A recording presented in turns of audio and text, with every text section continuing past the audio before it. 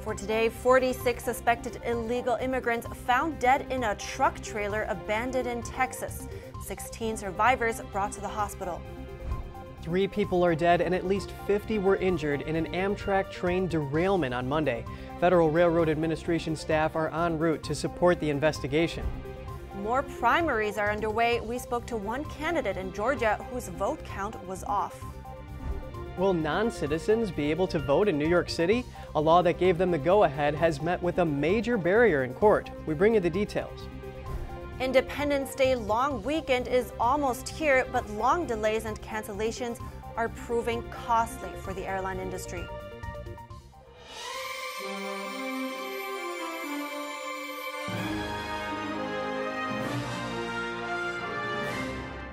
Good morning. Welcome to NTD Daybreak. I'm Kevin Hogan. Good morning, and I'm Evelyn Lee. It's Tuesday, June 28th. 46 people were found dead last night in an abandoned tractor trailer in southwest San Antonio, Texas. 16 others inside the trailer were suffering from heat stroke and exhaustion. They were taken to the hospital for treatment. The 18-wheeler truck caught the attention of a worker who heard a cry for help. The worker then opened the trailer door, and that's when they found the horrific scene. It's suspected that the people inside are illegal immigrants. Temperatures approached 100 degrees in the area Monday, and authorities say the truck had no working air conditioning or water on board. 3 people were taken into custody, but police say it's still unclear if they were absolutely linked to any human trafficking efforts. A federal investigation is now underway. We don't know yet where the migrants are from and how long they were abandoned on the side of the road. Officials say out of the survivors taken to hospital, 4 are children and 12 are adults. NTD reporter Jeremy Sandberg has more details. It is one of the most deadly recorded incidents of human smuggling along the U.S.-Mexico border in recent times. Officials arriving at the scene say they found stacks of bodies in the abandoned trailer, and those that were still alive were too weak to let themselves out. The patients that we saw were hot to the touch. They were suffering from heat stroke, heat exhaustion, no signs of water in the vehicle. It was a refrigerated tractor trailer, but there was no visible working AC unit on that rig. The abandoned truck was found on a remote back road near the railroad tracks in southwest San Antonio. South Texas is one of the busiest areas for illegal border crossings. We have 3 people in custody. We don't know if they are absolutely connected to this or not. There have been a record number of illegal migrant crossings at the U.S.-Mexico border in recent months. Texas Governor Greg Abbott blamed the Biden administration and its policies, saying on Twitter, "These deaths are on Biden. They are a result of his deadly open border policies. They show the deadly consequences of his refusal to enforce the law." U.S. Customs and Border Protection reported 557 deaths on the southwest border in the last 1-year period, more than double the 247 deaths reported in the previous year, and the highest since it began keeping track in 1998. Jeremy Sandberg, NTD News. President Biden's pick for Immigration and Customs Enforcement Director withdrew from consideration Monday. Ed Gonzalez, a Houston area sheriff, was nominated for the position by the president in April 2021.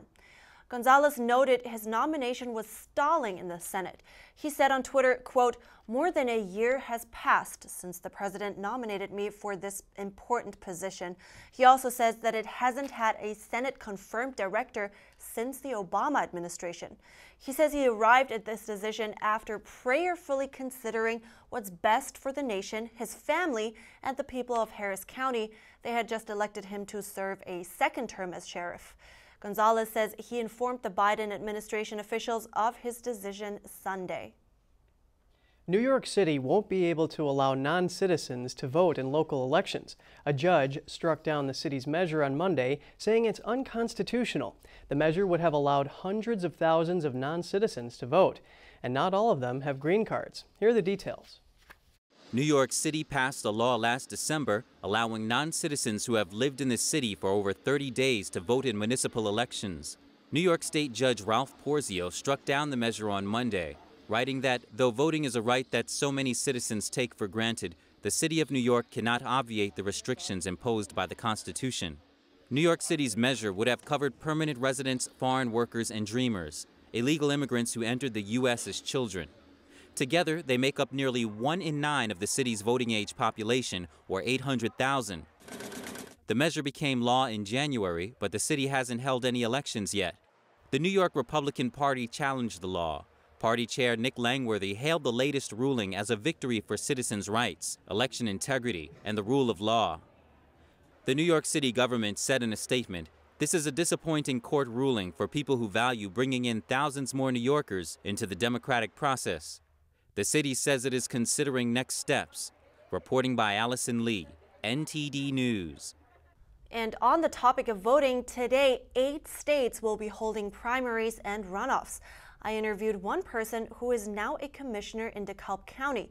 Back in May, she was at the center of a Georgia primary drama. Joining me now is Michelle Long-Spears to tell us more about what happened during the DeKalb primary election. And a lot has happened since then. She actually won the runoff. Michelle, it's great to have you. And first of all, congratulations. Thank you very much. I appreciate that. And yes, it was certainly a wild ride. The primary in Georgia was on May 24th. So I woke up on May 25th early to see the election results and saw that I lost. And it didn't make any sense because I was leading an early vote. I was surprised. I was shocked. But I knew there was something wrong. And when we immediately sounded the alarm to the local authorities, they started to react and respond. So it truly gave me confidence that we would get to the bottom of this. But yes, I was quite shocked on that wild ride. And so you think they did enough, immediately reacted completely correctly and fixed it? I think that with the resources that our local government has, they did the very best job that they could do. They immediately, at least acknowledged that there was an issue. When we sent over a letter for them to preserve all of the records related to the race, they then decided that they would resume with a recount. The DeKalb Democrats, they also sent over a request for a recount.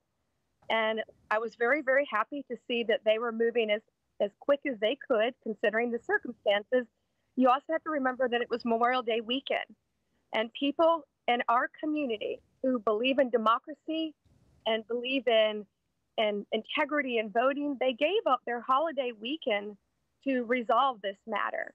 And so when they were testing the machines, and unfortunately, the technical error was so severe that testing failed, that we then had to launch a hand count process.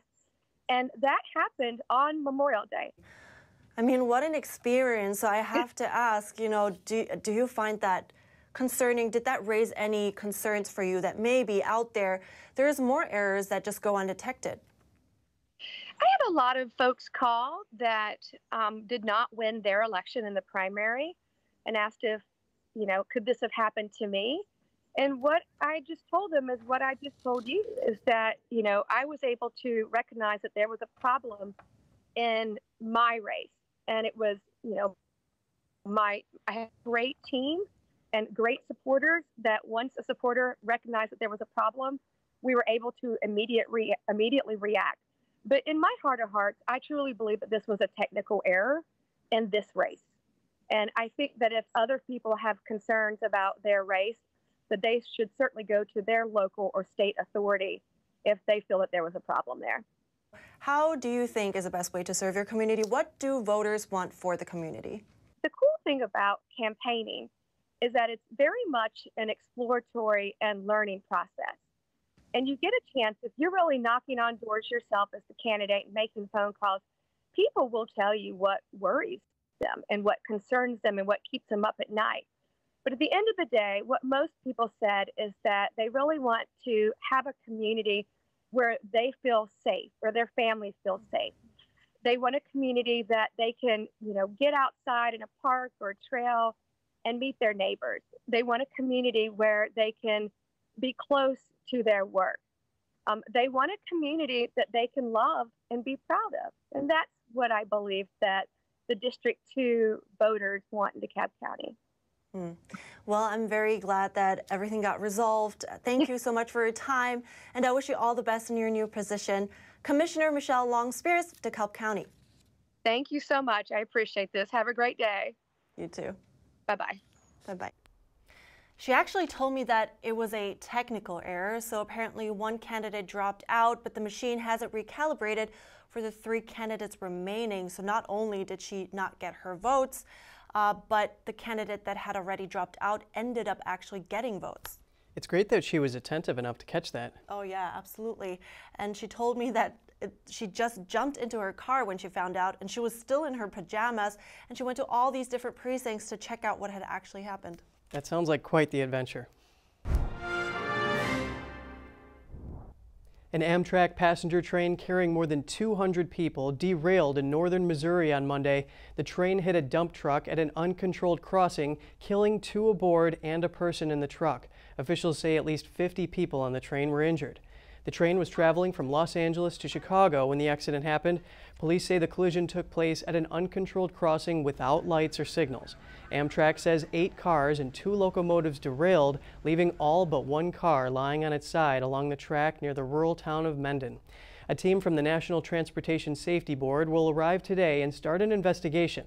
They are requesting speed data on the route, data recorder information, as well as camera footage from Amtrak. Federal Railroad Administration staff are also en route to support the investigation. Trains will not be able to run on the track for a few days while evidence is being gathered. We're fast approaching the 4th of July long weekend, but if you're planning to fly somewhere, you should probably listen to this. Flight cancellations and delays might make your holiday plans less relaxing. NTD's Flinders Kingsley with what the airline industry is facing. Just under 50 million Americans will go on holidays this coming Independence Day long weekend. However, massive flight cancellations will make traveling difficult. According to FlightAware, a total of 965 domestic flights were cancelled and 7,012 were delayed on Monday alone. With delays like these, the costs add up. Every minute of delay costs the airline $74, which adds up to just shy of $4,500 per hour. The airline can also be fined for violating tarmac delay protocols, which can be up to $27,500 per passenger. So a flight of 200 would incur a $5.5 million fine.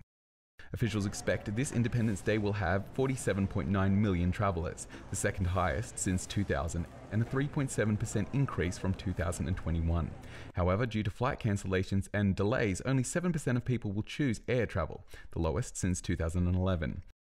Instead, officials predict more Americans opting to holiday by car, forecasting a record-breaking 42 million motorists, despite the $5 per gallon price tag. Drivers should be aware that traffic conditions will slow travel time, with some estimating a 50% increase in driving times. The U.S. Supreme Court ruled on Monday that a Washington State public school district violated the rights of a Christian high school football coach.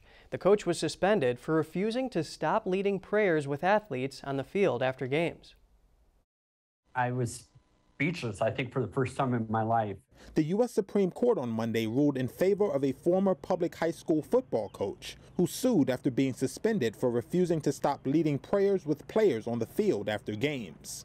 In a 6-3 decision, the justices sided with Joseph Kennedy, who served as a part-time assistant football coach in the city of Bremerton in Washington State until 2015. The court's conservative justices were in the majority and its liberal members in dissent. Kennedy spoke to Reuters after the ruling. I know that it sounds really probably cliche, but you know, the Constitution applies to everybody equally. It's not for the Christians or the Jews or the atheists or whoever. It is for all Americans. And that's why I thought this was such a huge win, that it's more of a freedom of speech thing to me personally, because it was just a moment between me and God. It had nothing to do with anybody else. The ruling, authored by Justice Neil Gorsuch, rejected the local school district's concerns that in a public school setting, Kennedy's prayers and Christian-infused speeches could be seen as coercive to students, or a governmental endorsement of a particular religion in violation of the First Amendment's so-called Establishment Clause. Gorsuch wrote, quote, Respect for religious expressions is indispensable to life in a free and diverse republic, whether those expressions take place in a sanctuary or on a field, and whether they manifest through the spoken word or a bowed head. The Supreme Court held that Kennedy's actions were protected by his own rights under the First Amendment, which protects free speech and religious expression. Last year, the San Francisco-based 9th U.S. Circuit Court of Appeals ruled against Kennedy, finding that local officials would have violated the First Amendment's ban on government establishment of religion if they let his actions continue. Just ahead, Russian missiles struck a crowded shopping mall in central Ukraine on Monday, killing at least 18 people and wounding dozens. And a chlorine spill at a Jordanian seaport leaves 13 dead and 250 injured. Health officials are urging Jordanians to stay inside. We'll have all that and more for you after the break.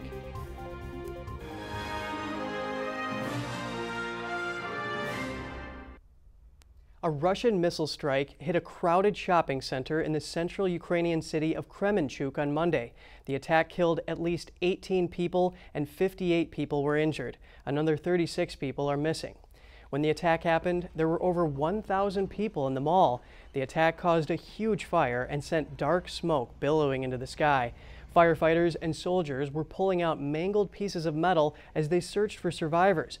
A rescue operation was underway and 9 of the wounded were in serious condition, according to official sources. Kremenchuk, an industrial city of over 200,000 people, is the site of Ukraine's biggest oil refinery. Ukrainian President Zelensky condemned the attack, saying it was not accidental. There was no immediate comment from Russia, which denies deliberately targeting civilians.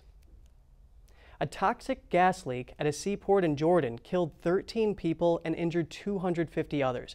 NTD's Flinders Kingsley tells us more about what caused the accident. On Monday, a crane dropped a chlorine tank while loading a shipment. The tank exploded, sending a toxic yellow smoke into the air as dock workers ran to escape the fumes. The Public Security Directorate said the authorities evacuated the injured, sealed off the areas, and have sent in specialists to address the situation. We were at work. We smelled gas. We suffocated. Our company took care of us. They provided us with masks. Then they transferred us to the hospital. The nearest residential area is 15 miles away, and health officials have urged people to stay inside and close windows and doors. The seaport at Aqaba is at the northern tip of the Red Sea and across the water from Israel's city of Eilat. Both of these destinations are popular for beachgoers and divers. After the break, one of Japan's most famous modern poets continues to write at the age of 90. For him, poetry is a celebration of the Japanese language. Find out how he says his poems are evolving when we come back.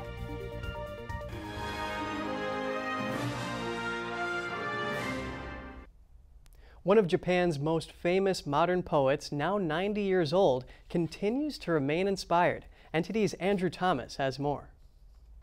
Tanikawa's poem, 2 Billion Light Years of Solitude, catapulted him to stardom in the early 1950s. Tanikawa was always in demand. He says poetry used to be work for him, but now it's more of a passion. It's like I'm writing poems because I have nothing else to do. Before, I wasn't really enjoying writing poems, but recently I've been spending a lot of time on writing, finding flaws and rewriting. As Tanikawa has grown older, he's noticed changes in his work.